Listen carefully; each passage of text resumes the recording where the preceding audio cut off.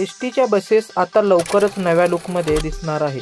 या बसेसची पहिली झलक समोर आली आहे। नव्या रूपातील लाल परी एसटी महामंडळाच्या ताब्यात नव्याने 2250 गाड्या दाखल होणार आहेत। एसटी महामंडळाच्या ताब्यात ऑक्टोबर महिन्यात 300 बसेस दाखल होणार असल्याची माहिती आहे। अशोक लेलँड कंपनीच्या या गाड्याची फाईल मागील एका वर्षापासून मुख्यमंत्री कार्यालयात अडकली होती। 2250 बसेससाठी 1012 कोटी रुपयाचे राज्य सरकारने खर्च करणार आहे। नव्या रूपातील या एसटी बस अधिक आरामदायी आहेत, त्यामुळे नागरिकांचा प्रवास सुलभ होणार आहे। लवकरच ही नव्या रूपातील एसटी रस्त्यावर धावणार आहे।